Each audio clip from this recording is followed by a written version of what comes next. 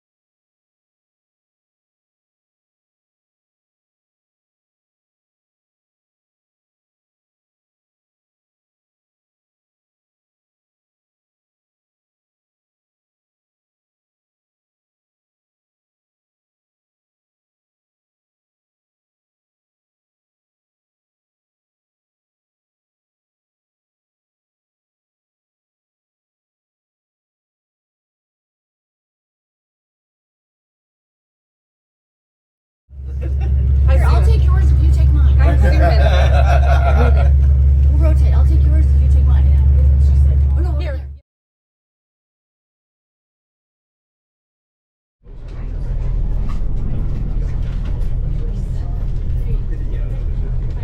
I'm having a hard time getting pictures from over here. Oh, look, this side there's a river. Oh, look at that steeple. Wow. All I'm going to get is a glare on that side. Anything off the trolley? I don't. Do you? Anything off the trolley?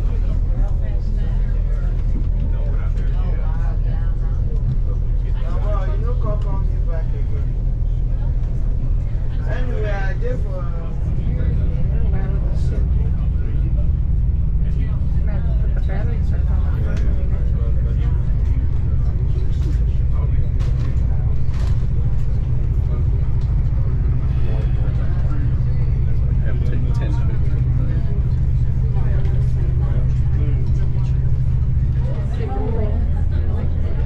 Can't get a picture of it. Much less.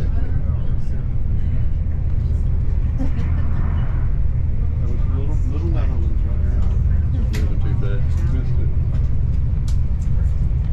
Probably could go one second. I've heard it in my brain.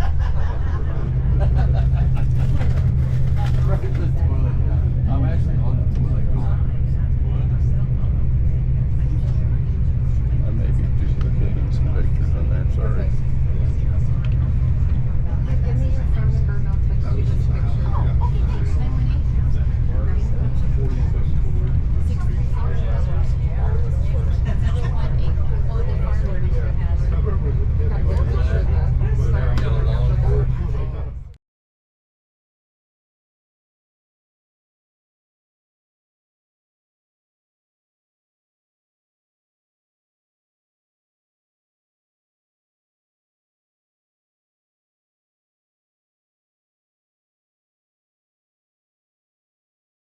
We want to maximize our time when we get to Titanic. You'll have, about an hour, 15 minutes or so, to go through the galleries. We want to make sure that you make the very most of it. So, the building of the Titanic Centre was the largest Titanic museum in the world dedicated to Titanic, and it opened in 2012, 100 years after the building of Titanic. Now, we don't say we commemorate this. So, with all that money, look at the building itself. Do you see the way it's shaped like a star? It's an iceberg because it hit an iceberg, so you have that sort of chilly feeling. And we will be going in from the coach park just here now at the back. Now, you will have nearly actually an hour and a half, because 11:45 is when we want to meet back. So it only took us a few minutes, as you can see, to make our way over. Deirdre's going to go run in and get the tickets, and this where you have the rusty poles is actually the very slipway that where Titanic was built.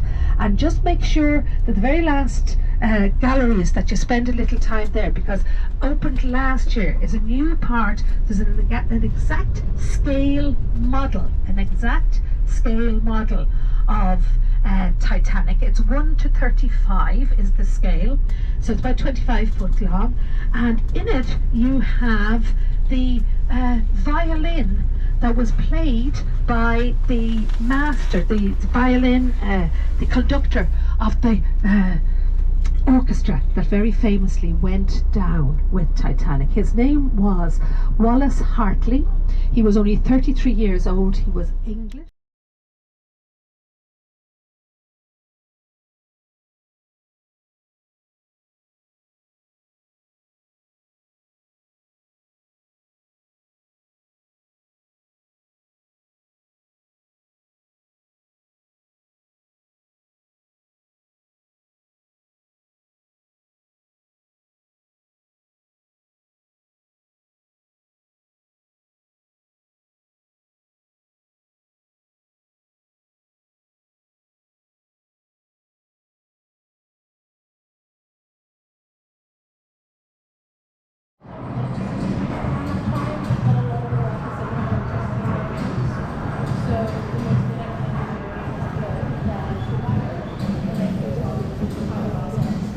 Even though it took about 30 minutes. 30 minutes. Yes. And they only had a 30-minute break for the whole day, so if you're right at the top.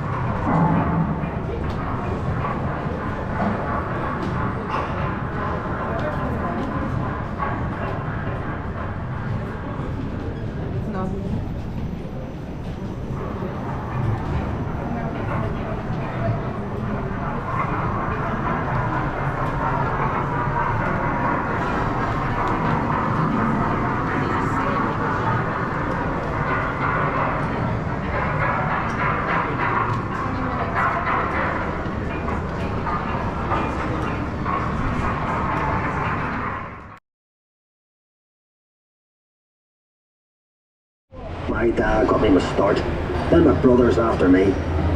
You could hear the noise from where we lived, but nothing prepared you for the size of the place.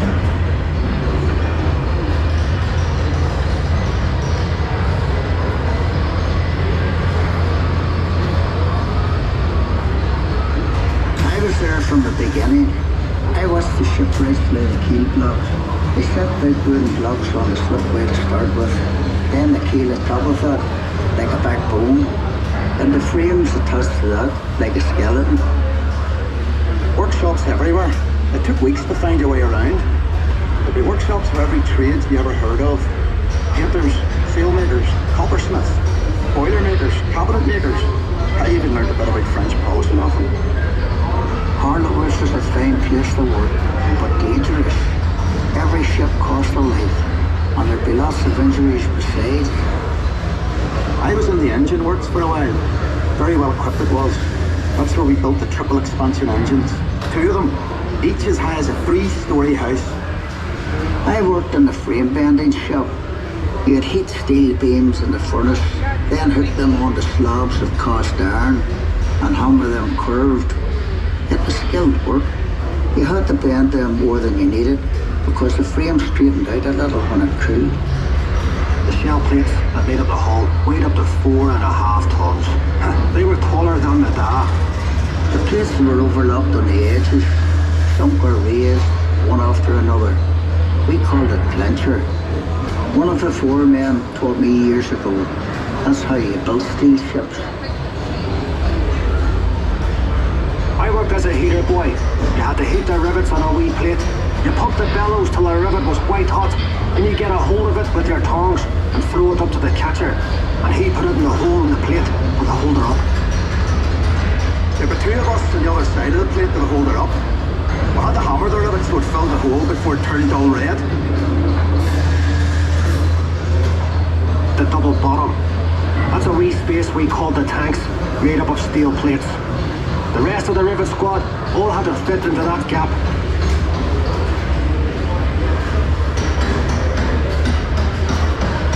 men would check each of it with a special hammer. If it made a ringing sound, we'd have to get back and chase it out after work. I get scared working down in that double bottom. You only had candles for light. And the constant hammering against the shell plates. You could hear it all over Belfast. Some of those boys ended up stone deaf, so they did. We were paid 31 bob a week. The heater boy and catchword at 16 bob. But we all worked the same 54 hours. The upper deck was steel too, and part of the strength of the ship. There's no straight lines in a ship. And when you look down the weather deck, you can see the shear of the hull, the stopped her flexing at sea. The stern frame had to be strong enough to take the rudder turning in heavy seas. You'd have all these timbers and guy wires to steady the frame, and men scurrying around like ants underneath. When we came to launch day, I was torn between pride and fear. The standing wings were coated in tallow, train oil and soft soap. So the ship would slide when they shifted her weight off the blocks. That was the most dangerous part. When the shipwrights were knocking away the last props, they were under compression, you see, and the sliding ways would be released by the hydraulic trigger. 100,000 people watched the launch. Some paid a bob to sit in the reserved seating. There were extra trams laid on. Then we all went off to the pub to wish her well. Ach, you were proud to be an island man that day. And Titanic was the pride of Belfast.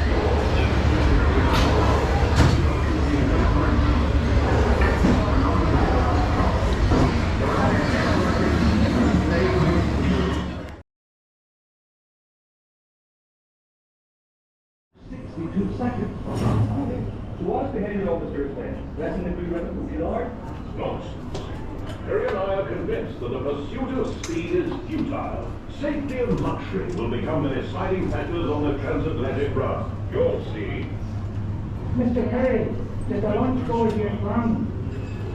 Our master of ceremonies, Mr. Key, has not disappointed. There must have been 100,000 spectators here who have seen the finest sight in all of Belfast. Northern District. The national coal strike had left several ships laid out in dock, and the prospect of a job on Titanic was welcome relief for crewmen managed to sign on. On April 5th, the Titanic was dressed in her signal flags and pennants as a Good Friday tribute to the people of Southampton who had welcomed her. By April 10th, the ship had been fully provisioned, including 75,000 pounds of fresh meat, 40,000 eggs, 1,000 sweetbreads, and 8,000 cigars. At 7 a.m., Captain Edward John Smith came aboard.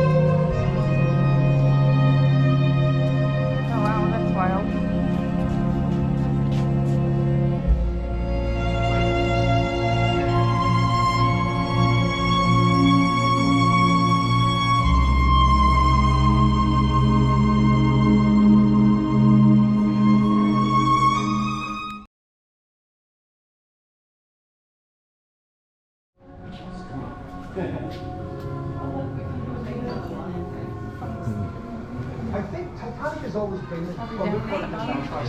Yeah.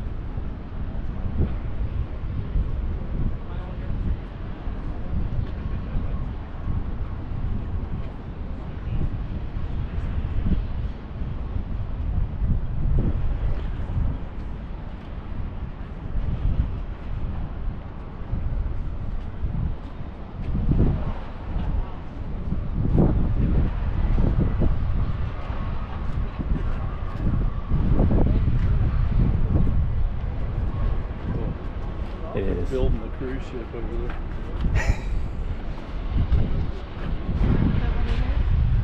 No, back over here. Or rebuilding.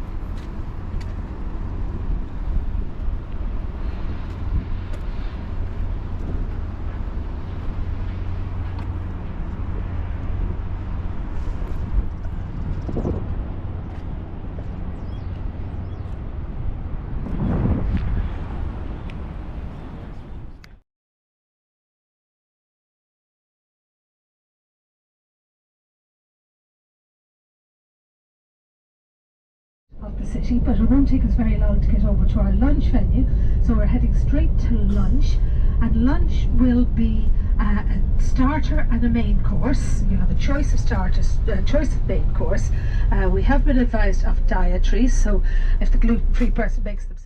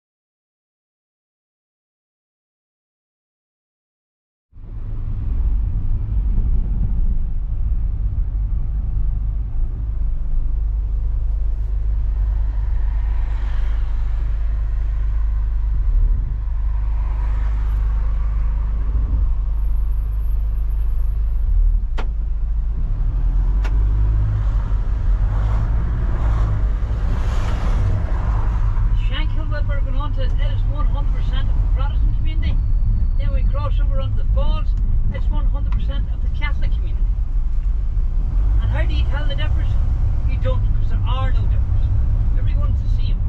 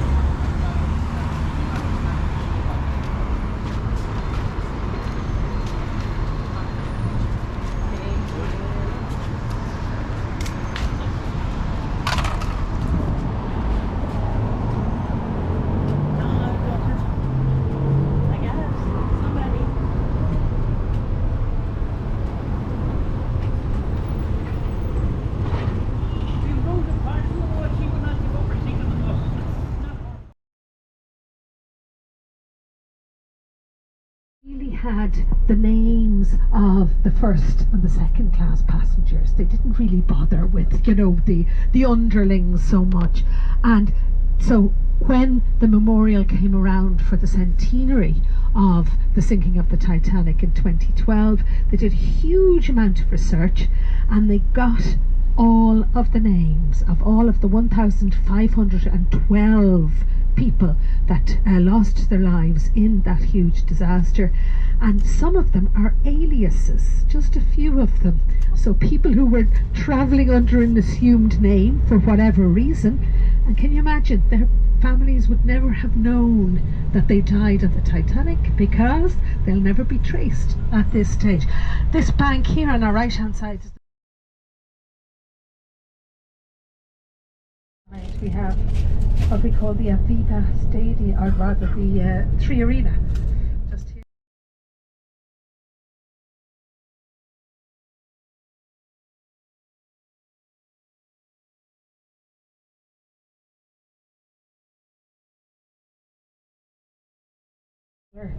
And that's where river dance started. Have any of you ever seen river dance? It started exactly 30 years ago. Down to our right hand side, views down to Dublin City and our Samuel Beckett Bridge, and here on our right hand side is our tallest building in Dublin. It doesn't get any higher than that. It's 69 metres, about 218 feet. It's 22 stories high. That's as high as it gets.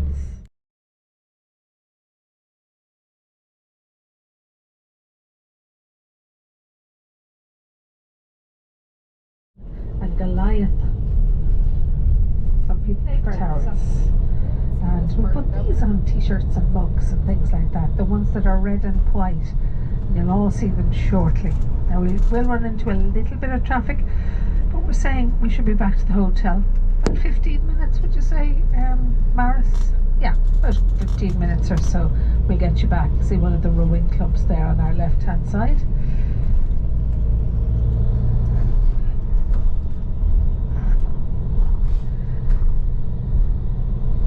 And we'll get a little view of where the tide is.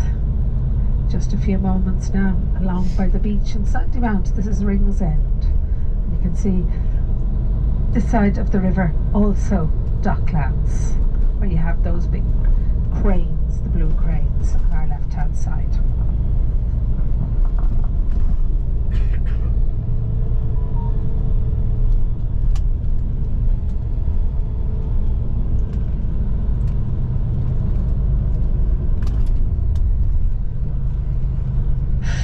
Now, just look at the roundabout here and you could say, gosh, they're being very lazy and not cutting the grass.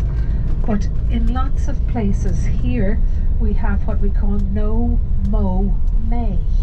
So don't mow the grass in May. Now, they have obviously in some places. But the reason is that we want to try and encourage biodiversity, particularly foodstuff for the bees and the pollinators. So if you do go in around Trinity College, for example, in Dublin city centre, you'll see that they don't mow many of their lawns now. They used to absolutely manicure them. They used to have them absolutely perfect, and now we realise that was not good for biodiversity, and so they don't do it anymore. May catch a glimpse of a stadium coming up in front of us, and on the right hand side there's some building going on that's going to obscure our view. And look, it comes right up here. You can see the high tide mark here, just on our left hand side where the colour changes. That's the high tide mark, just there on our left hand side. And it's receded off into the distance. And looking across to the towers there, they're a little bit dilapidated looking. They need a paint job, the red and the white. But would you believe they are protected structures? Because we have very little built industry here in Dublin, and these used to be for a station that generated electricity. We still have an electricity generating station over there, but it uses natural gas, and also the incinerator beside it generates electricity. And the whole of the area around here is being piped for that electricity that's being generated by the incinerator. But steam coming out of the top of the incinerator, not anything else. Not smoke, because the residents here in Sandymount were very afraid when that incinerator was going in. There were objections for about 10 years.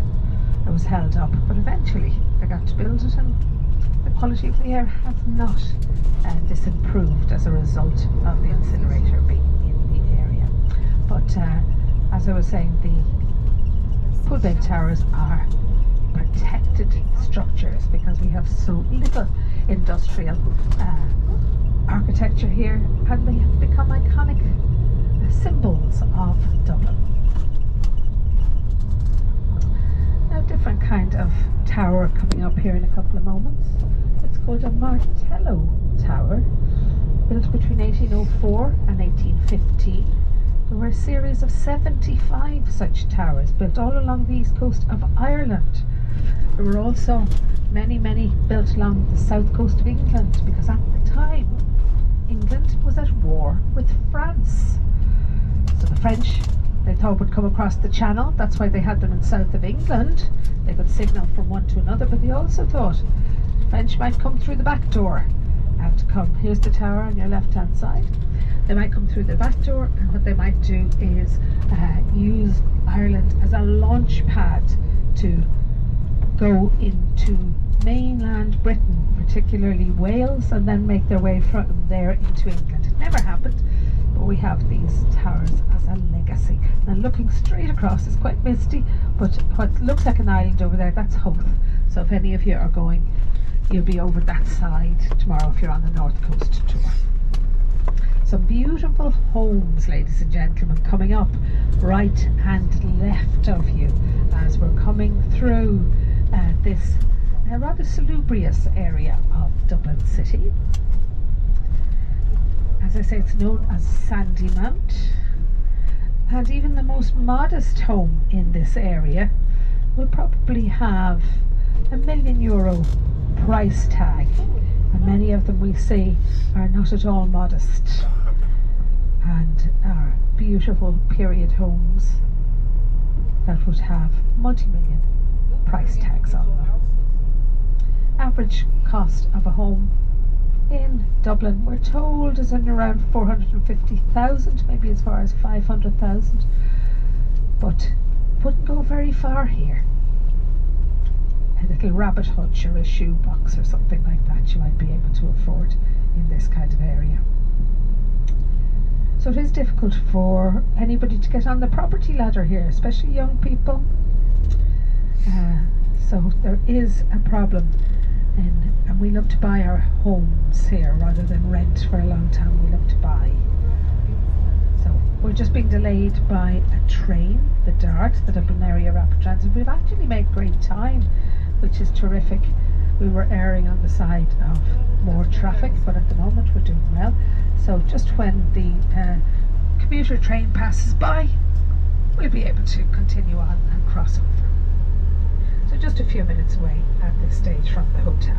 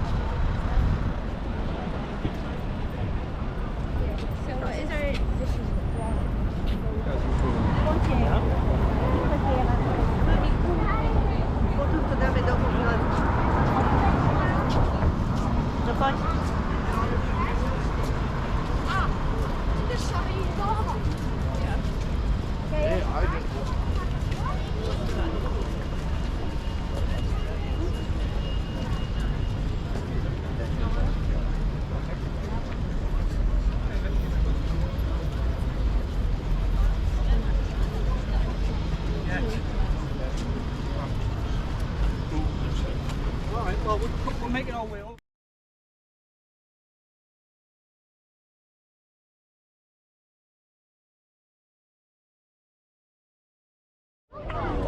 She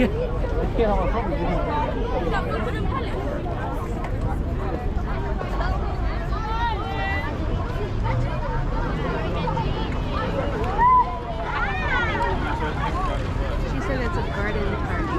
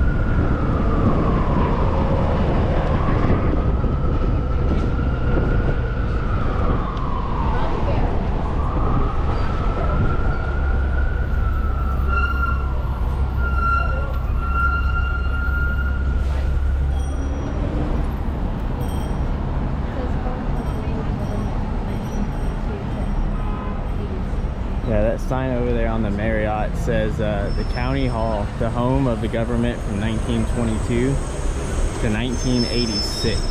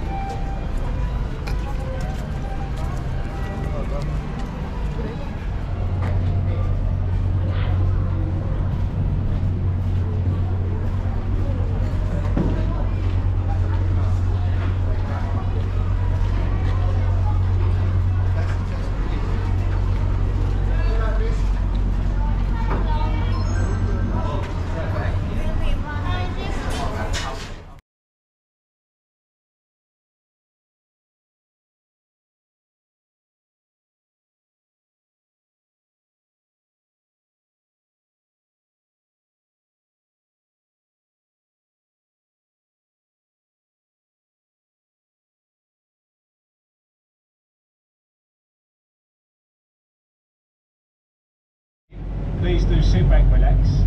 We also go to Greenwich, sorry I forgot to mention, we go to Tower Pier and then on to Greenwich.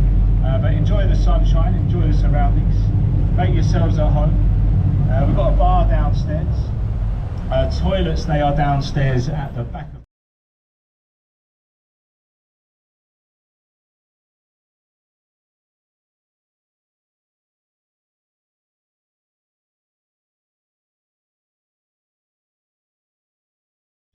in 1951, and many famous artists have performed in here, the likes of Whitney Houston, Pavarotti, David Bowie, Amy Winehouse, even old Blue Eyes himself, Frank Sinatra, has performed in here. Now I wonder all of them. doorway. You can see a white ship with a yellow funnel. Now that is the Wellington, and that's an ex-New Zealand naval ship, and it is permanently moored here in London for the company of Master Mariners. To become a Master Mariner, you need to have served at sea for a minimum of 20 years. So basically King Charles III. And we do often see the King and his wife, the Queen Camilla, in a drunkenly state, stumbling around that front deck after a few too many, and they try and reenact that famous scene from Titanic. And I didn't know he could draw either. Now we're travelling downriver nice and slowly with the outgoing tide. Okay, the tide is going out and the level is dropping. Look along the river wall here to our left, and you can see how high the river rises on average. The green moss line along the wall there, that is our average high water, and that is a height of 7 meters. Underneath the lampposts, you can see these lions' heads. Now today, these lions' heads, they are purely decorative, but they were once used as a flood warning indicator. Years ago, a policeman would patrol the embankments, and if one of those lions' heads was covered, submerged in water, then the London Underground, it was at risk of flooding. Okay, they would evacuate the surrounding stations. Now the Victorian police, they had a rhyme to remember this, and it goes a little something like this. Now feel free to join in if you think you know it. When the lions are drinking, then London is sinking. Thank you. If it reaches the lion's manes, London's going down the drains. Or if the lion's heads are ever ducked,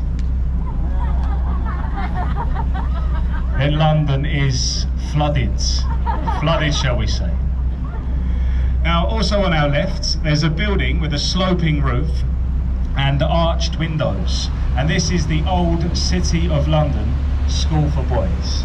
And look closely, in between the arches here, there are 4 statues. And they are some of this country's finest and most famous scholars. Okay, so scholars and dignitaries. The 4 statues from left to right, they are John Milton, Sir Francis Bacon, William Shakespeare, and David Beckham. And they are 4 of this country's famous scholars. Sir David Beckham, do you think it's him? No, he didn't go to school. The one on the end, that is Sir Isaac Newton, and they were carved into the building as inspiration for the students. Stay looking up to the left, look directly up to the left just above the bridge there. There's a dome with a golden figure, and that is the Old Bailey, the small dome there, the Central Criminal Court in the City of London. And this is Blackfriars Road Bridge. Sometimes this boat, it cannot fit underneath this bridge. Hard to imagine at the moment because there's plenty of clearance. But when the tide rises, we lose clearance, and that is part of our discipline, what we have to learn to become captains on the river. And all the individual arches of 32 bridges. These red columns that you see either side are what remain from the very first railway to cross the River Thames. It was sadly dismantled. They took the top off. It was no longer suitable for the modern day trains. And Blackfriars Railway Bridge. On top of this bridge is Blackfriars Railway Station. Okay, you can enter the station from either side of the river. Platforms up on top. Now as we've cleared the bridge, looking up to the left, and you can see the magnificent dome of St. Paul's Cathedral, the dome and the cross of Sir Christopher Wren's masterpiece. That was completed in 1710. It was the tallest building here in London right up until 1962. Okay, before then it was illegal to build anything taller than St. Paul's. Now Sir Christopher Wren, the famous architect, he dedicated 35 years of his life into building St. Paul's, and he is buried in the crypt for over 400 years. And many famous people have drank in this pub, including William Shakespeare, Samuel Pepys, Sir Christopher Wren, Charles Dickens, myself and the captain. Are just a few of the famous Englishmen to have had a pint in that pub. And we go there almost every evening. In fact, I believe we're going there this evening. That's an affirmative from the captain, we're going there. Me and the captain, our lovely team working downstairs, we visit the anchor to do research. Research for the commentary, purely for your benefit. Very thirsty work. Now also, well, just over to the right now, in between the buildings, there is a pirate ship. And this is a working replica of Sir Francis Drake's ship, the Golden Hind. And Francis Drake was the first Englishman to circumnavigate the globe. So the ship you see here on the right is a seagoing replica.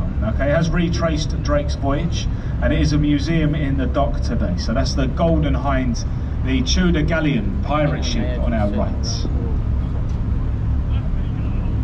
Up to the left, you can just see the monument there before it's disappearing behind the building there, but you can see the top, the column with the golden top there up to the left.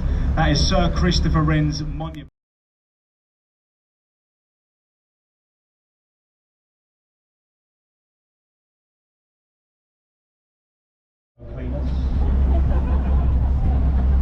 I don't actually know what that building is, but I'm perfectly honest. We just call it the window cleaning building. If you look beyond that though, you see the building to the left that gets wider as it gets taller, and on the roof there's a crane there. We call this, well locally it's nicknamed the walkie-talkie. But it is home to London's Sky Garden. Now you can actually go all the way to the top of that building. There's a viewing platform, and it's completely free to go up. Okay, I've done it twice. When you get there, there's a bar, a restaurant and a garden, and it's completely free. You can visit the Shard as well on the right. Looking up to the right there, that's the UK's tallest building. You've probably seen it on your travels. There's a viewing platform at the top there. It will cost you around £30 each. So a little tip for you folks, go to the Sky Garden, and the money you save, you spend at the bar. That's what I would do. So a little tip for you, you can thank me later. On the right, you've got these ships. Now the one on the inside is London's very own warship, the HMS Belfast. This is permanently moored here. It is a floating museum. You can see the King and his wife Camilla at the front of the ship. You can see some people exploring the ship. It's part of the Imperial War Museum, so you can climb on board the ship, and it has been here since the 1970s. The visiting ship, well, this has been here since yesterday. So this visiting cruise ship, I think it's going to leave tomorrow afternoon, or maybe this evening on the tide, I'm not too sure. We have a bridge lift this afternoon. Are we going to see it? 4 o'clock. Yeah, in about 45 minutes the bridge will open, but it's not for the cruise ship, it's for a different vessel, a sailing barge. Anyway, the cruise ship, it doubles up as a terminal for visiting ships, some of the smaller cruise ships, and as you can see, on tall-masted vessels in and out of the city of London. Now in each of the bridge footings underneath the towers there is a giant counterweight, and that will cause each of those bascules to raise to up to a 90-degree position in around. That is known as the White Tower or the Norman's Keep, and today, well, this is where you can find the Crown Jewels, and they are guarded by the Yeoman Warders.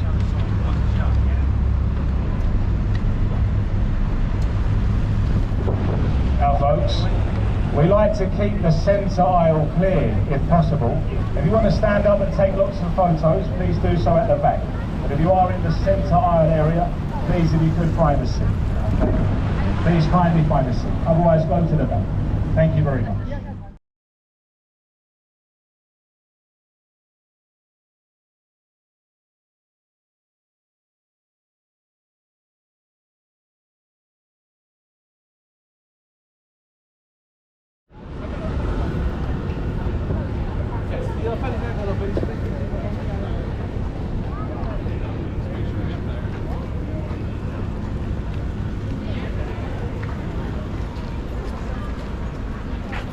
Go ahead. I can go inside in 5 minutes.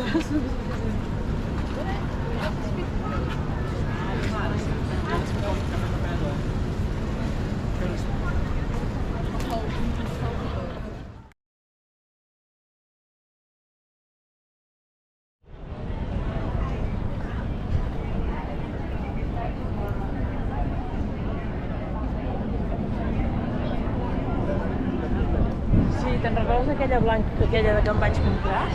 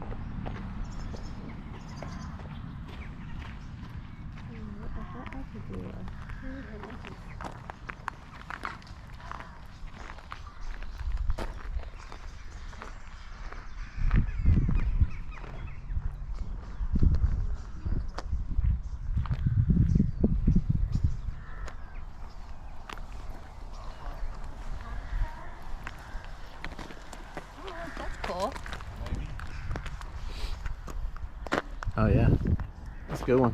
A panoramic.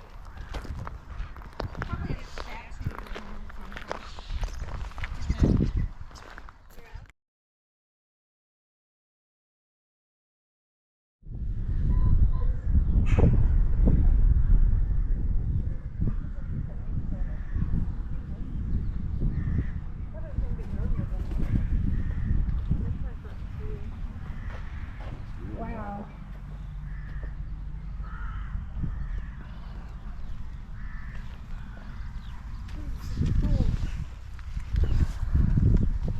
Might be cooler than one that's staying there. Something new that's been repaired a million times.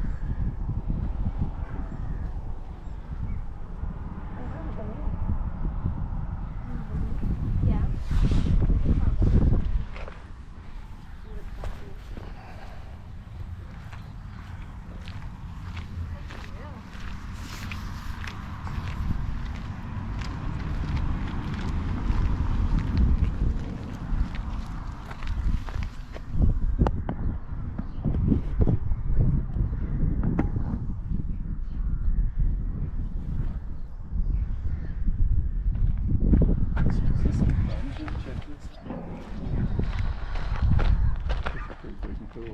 Mm-hmm. I mean, what do you think this is?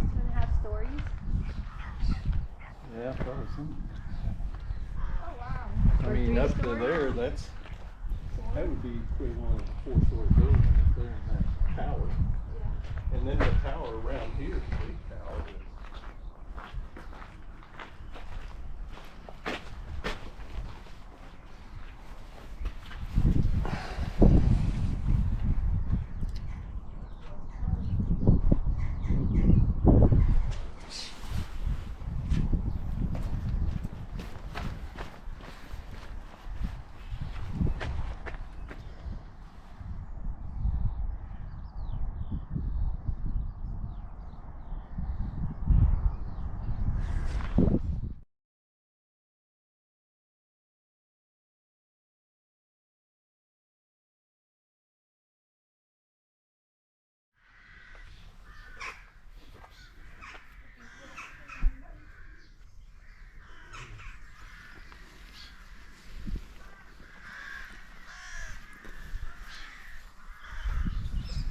Oh.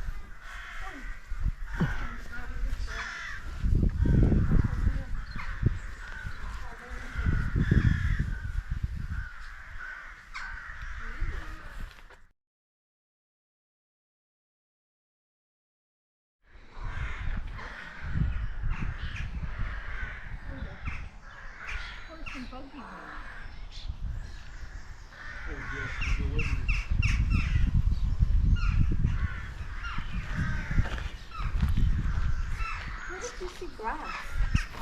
Up in those little windows up there, you can see the glass in them.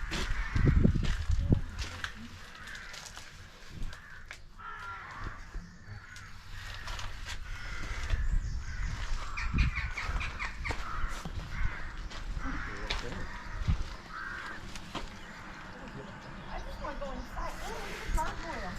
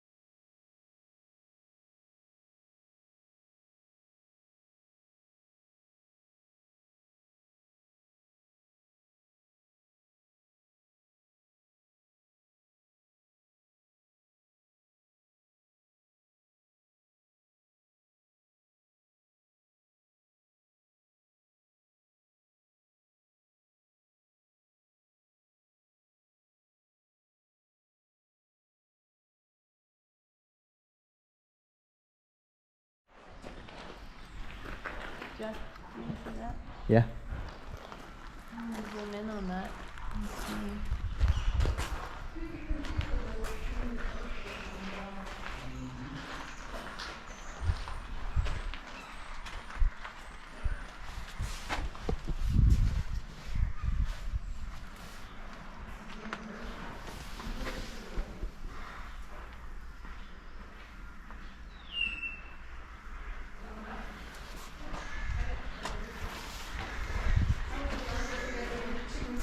On the walls over there.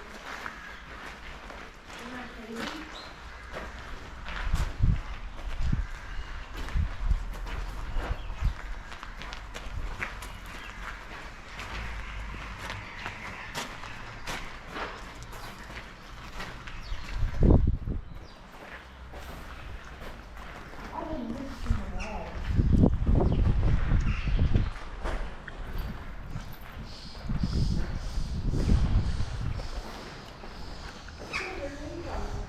I know. Look at the one down there. Look at all the stuff on that one. Oh, it's sound.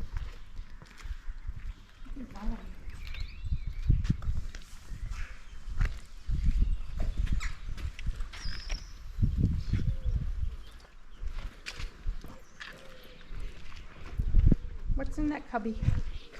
Room.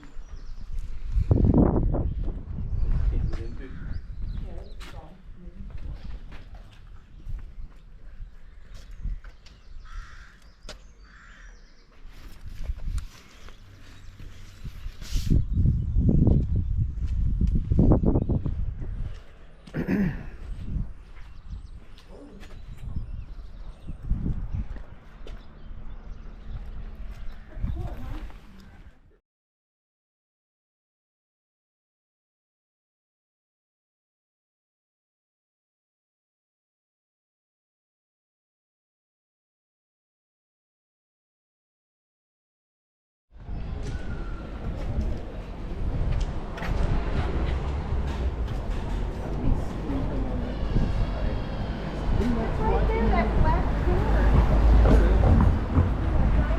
Oh, yeah, there Walk it out is. front.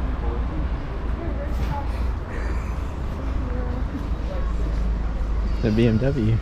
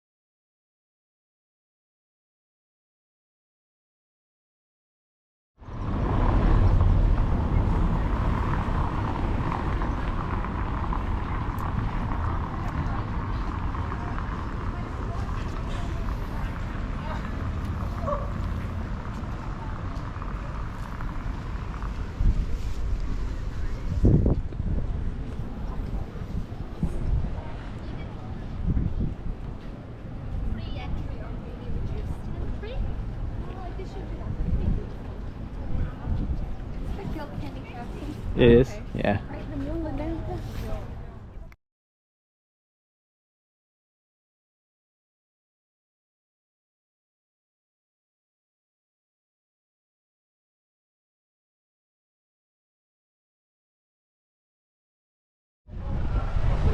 That's true.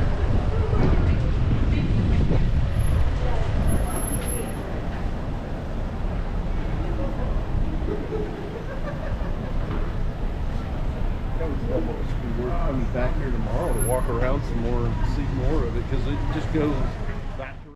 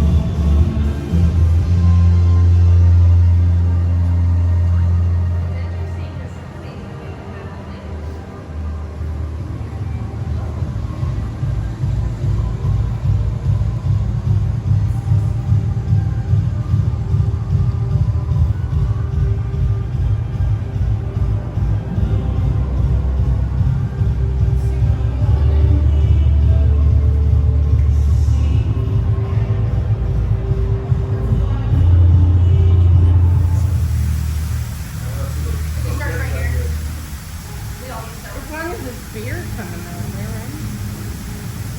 Like a felt. They have a skirt over and over. Really cool. Mowing on the floor.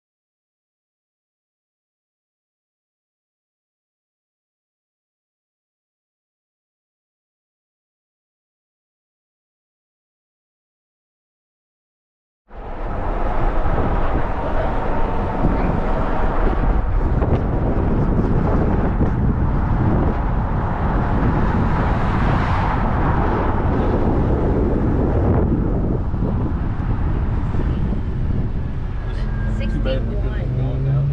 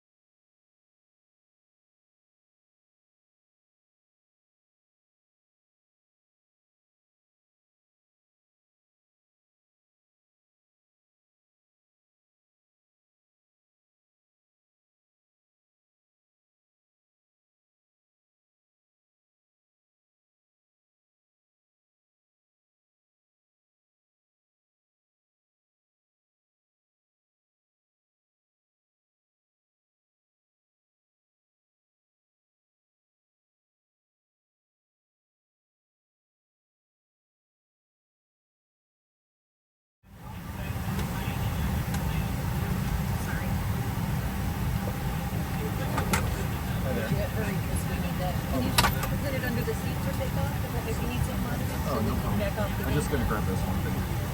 What's that? I'm just gonna grab this quick bag out of it and I'll put that up there. Okay. Thank you.